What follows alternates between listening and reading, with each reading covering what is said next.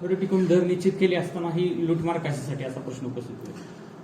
जर रुग्णवाहिका मनानी दर वापरत असतील तर ते अत्यंत चुकीचे आहे. कारण ज्या 6 ते 7 दरांचे कॅपिंग म्हणजेच आम्ही त्या दरांच्या बाबतीतलं एक जो वरी किंवा अपर लिमिट ज्याला म्हणू आम्ही ती जी ठरवलेली आहे त्याच्यापेक्षा वर त्यांनी घेता कामा नये. नियमावली फार परफेक्ट केलेली आहे. इपिडेमिक डिसीज ॲक्ट आणि डिझास्टर मॅनेजमेंट ॲक्टच्या तरतुदीच्या माध्यमातून आम्ही हे सगळे नोटिफिकेशन काढलेले आहेत. त्यामध्ये ॲम्ब्युलन्सचा दर कॅप केलेला आहे, त्यामध्ये बेड्सचा दर कॅप केलेला आहे.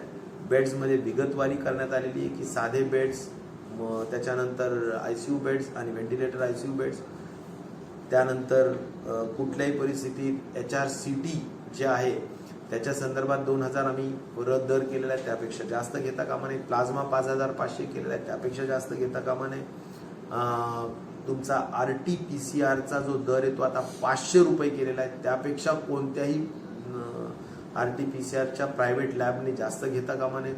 आणि या सगळ्या ज्या काही दराच्या इवन अगदी मास्कचा जो दर आहे तो सुद्धा 19 रुपये केलेला आहे, त्यापेक्षा कोणी जास्त घेता कामा नये.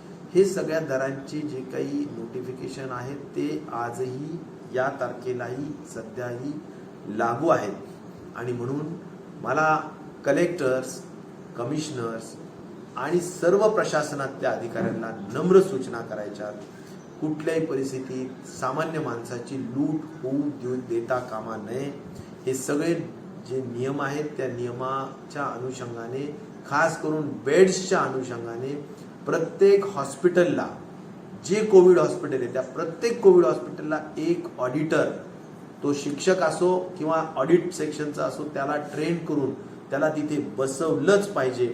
आणि जेवढे डिस्चार्ज होत आहेत त्यांचं प्रत्येकाचं बिल चेक केलं पाहिजे. कुणालाही अवास्तव पैसे घेण्याचा अधिकार नाही.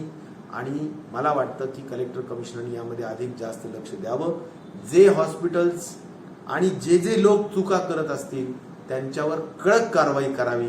आणि ॲम्ब्युलन्सच्या बाबतीत सुद्धा ज्या लोकांनी ॲम्ब्युलन्सनी जास्त दर आकारले असतील त्यांच्या बाबतीत कायदेशीर ट्रान्सपोर्टच्या कायद्यांनी ज्या ज्या काही गोष्टी कायदेशीर करता येऊ शकतील ते कायदेशीर कारवाई जरूर करावी. गरज पडल्यास त्यांच्यावर गुन्हे देखील दाखल करावे. सर, ऑक्सिजनचा प्रश्न मोठा आहे. कर्नाटक राज्यानं आपले टँकर रोखले होते, त्याचप्रमाणे राज्य सरकारने जे निर्बंध लागू केलेले आहेत त्याची मुदत पण आता संपत जवळपास आलेली आहे, तर याच्यामध्ये वाढ होणार का? आता आम्ही सध्या लक्ष ठेवून आहोत. सध्या सुद्धा साधारणपणे 50,000च्या वरच, 60-55,000च्या दरम्यानच साधारण रुग्णांची संख्या दररोज येत आहे. आणि पॉझिटिव्हिटी रेट हा सगळ्यात महत्त्वाचा विषय असतो. तो पॉझिटिव्हिटी रेट सुद्धा अजून आपल्या राज्याचा पाहिजे तेवढा कमी होत नाही. जरूर 12 जिल्ह्यांमध्ये आता दर उतरतो आहे. 36 पैकी 12 जिल्ह्यांमध्ये उतरतो आहे. याचा अर्थ 1/3 आपलं राज्य हे उतरत्या दिशेने आहे. पण तरी अजून 2/3 राज्यांमध्ये अजून संख्या एकतर स्टेबल आहे, काही जिल्ह्यांमध्ये थोडी वाढती आहे.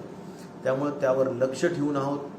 आणि ज्या काही गोष्टी अपेक्षित असतात ते 3T प्रिन्सिपल असो, म्हणजे ट्रॅकिंग, ट्रेसिंग, टेस्टिंग असो, ट्रीटमेंटचा भाग असो, हा सगळा भाग अत्यंत तंतोतंत करण्याचं काम आपण करतो आहोतच. आणि त्यामुळे जर काही जिल्ह्यांमध्ये तरीही वाढता दर दिसत असेल तर तिथे आपल्याला स्ट्रिक्ट लॉकडाऊन करावं लागेल. आणि इन जनरल जे काही राज्याचं लॉकडाऊनचा विषय आहे त्याबाबत 15 तारखेच्या दरम्यानच विचार करण्यात येईल की आपल्याला पुढे वाढवायचं का आता थांबवायचं. 500 आरोग्य सेवकांची भरती झाली होती, त्यातील केवळ 50% सेवकांना सरकारने नोकरीला घेतलेलं आहे त्या काळची आर्थिक परिस्थिती पाहून. पण आता त्या लोकांचं म्हणणं आहे की मेरिटमध्ये येऊन पुन्हा आम्ही त्याच परीक्षा द्यायच्या का, हक्काची नोकरी सोडून केवळ फॉर्मच भरत राहायचे का, असं त्यांचं म्हणणं आहे. मला असं वाटतं की कुठल्याही सरकारी नोकरीमधल्या ज्या परीक्षा होतात त्यांचं वेटिंग लिस्ट साधारणपणे एखाद्या वर्षापर्यंत आपण ठेवतो. आणि एखाद्या वर्षानंतर त्या वेटिंग लिस्टला कायदेशीर दृष्टिकोनातूनच असं असतं की बाबा आपण वेटिंग लिस्ट फार जास्त दिवस ठेवू नये, असं नियमातला भाग आहे. आणि त्यामुळे आता एक नक्कीच आहे की आरोग्य सेवकांना जर 2018 म्हणजे मागच्या सरकारमध्ये ज्या काही भरल्या गेलेल्या जागा होत्या त्यातल्या काही भरल्या, काही नाही वेटिंग लिस्टमध्ये राहिल्या, त्यांना आत्ता आपण 21 मध्ये समावेश करणं, मला वाटतं 18च्या नंतर 19, 20 आणि 21 हे 3 वर्षाच्या नंतर ती वेटिंग लिस्टचा उपयोग करून त्या जागा भरणं नियमात कायद्यात बसणार नाही. म्हणून एक नक्की आहे की आपण लगेच ह्या जागा भरत आहोत. जास्तीत जास्त 2-4 दिवसाच्या आतमध्ये माननीय मुख्यमंत्री त्यावर सही करतील अशी मी काळजी घेतलेली आणि लगेचच जागा भरण्याची प्रक्रिया, परीक्षा आणि संपूर्ण अर्ज मागवण्याचा जो विषय आहे तो आम्ही लगेच सुरू करतो आहोत आणि अतिशय मोठी मेगा भरती ही राहील. मी सांगितलं की डॉक्टर्सपासून तर असा एकही स्पेशलिस्ट डॉक्टर्स म्हणजे हे अ आणि ब मध्ये येतात, त्यांच्या 2-2 हजार जागा आहेत आणि 12,000 जागा ह्या क आणि ड गटाच्या आहेत की ज्या आपण OMR शीटमध्ये जशा आत्ता आपण 50% आरोग्य म्हणजे ज्यांचं रुग्णसेवेशी संबंधित 50% जागा भरल्या त्या संबंधित म्हणजे त्या जागा पण आहेत. यापेक्षा वेगळ्या प्रशासकीय सेवेतल्या ज्या जागा आहेत ज्या आत्तापर्यंत कधीही भरल्या गेलेल्या नव्हत्या, मग त्या क्लर्क्स असो, ॲडमिनिस्ट्रेटिव्ह ऑफिसर्स असो, शिपाई असो, बरेचसे हे रुग्णसेवेशी संबंधित नसलेले जे पद आहेत परंतु तेवढेच महत्त्वाचे आहेत आरोग्य सेवा देण्यासाठी, ते सुद्धा पदं आपण भरण्याच्या संदर्भात निर्णय घेण्यात आलेला आहे. आणि त्यामुळे त्वरित आम्ही ह्या सगळ्या जागा भरतोय. हे जे काही वेटिंग लिस्टमधले मुलं असतील त्यांना माझी नम्र विनंती राहील की त्यांनी यामध्ये पुन्हा आपण ज्या अर्थी हुशार आहात, मेरिटवर आहात, तर तुम्हाला माझ्या मनापासून शुभेच्छा आहेत. आपण पुन्हा एकदा या परीक्षेत सहभागी व्हा. सर, एक खाजगी रुग्णवाहिका ह्या मनमानी दर तुला कशाला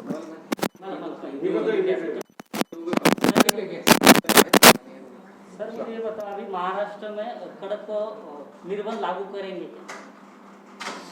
देखिए, महाराष्ट्र के पूरे स्टेट में अभी काफ़ी हद तक प्रतिबंध लगाए गए हैं और लॉकडाउन सरी की स्थिति महाराष्ट्र अनुभव कर रहा है.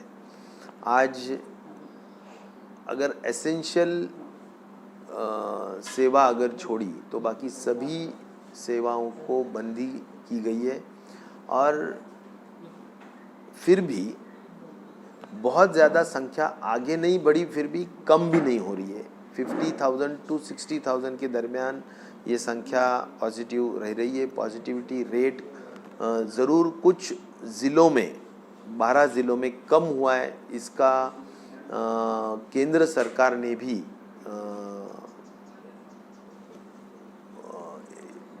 यानी कहा गया है कि 12 ज़िलों में कम रेट आया है, लेकिन कुछ ज़िलों में ऐसा है कि अभी भी रेट्स पॉजिटिविटी का हाई है और इसीलिए हम नज़र रखे हुए हैं कि 15 मई तक जो लॉकडाउन हुआ है उसको आगे बढ़ाना चाहिए या वहाँ पर रोकना चाहिए या कुछ ज़िलों में उसको लॉकडाउन फुल फ्लेज्ड करना चाहिए और बाकी ज़िलों में ढील देना चाहिए. इन सभी चीज़ों के बारे में हम 15 तारीख के दरमियान डिसीजन लेंगे.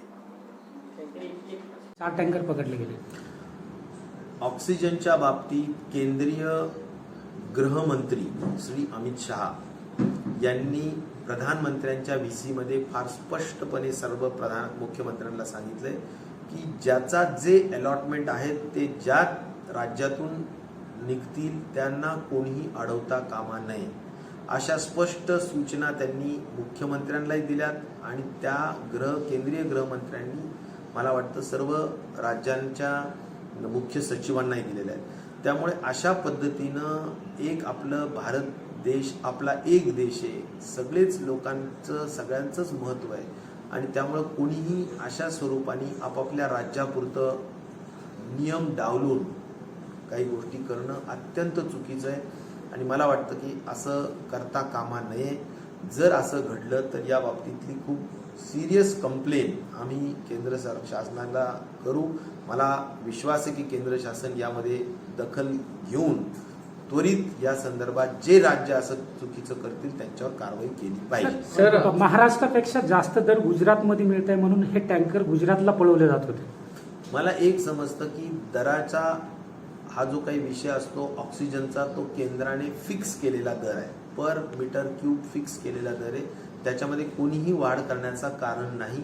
आणि वाढ केलं म्हणून त्यांनी टँकर्स इकडे तिकडे न्यायचे असतील तर ते कायद्यात बसत नाही. त्यामुळं दर फिक्स आहेत, ऑक्सिजनचे दर फिक्स आहेत. आणि त्यामुळं मला असं सांगायचं आहे की दराच्या चढ उतारामुळे टँकर इकडे तिकडे जाणं म्हणजे गुन्हा करणं असंच आहे. सर अनेक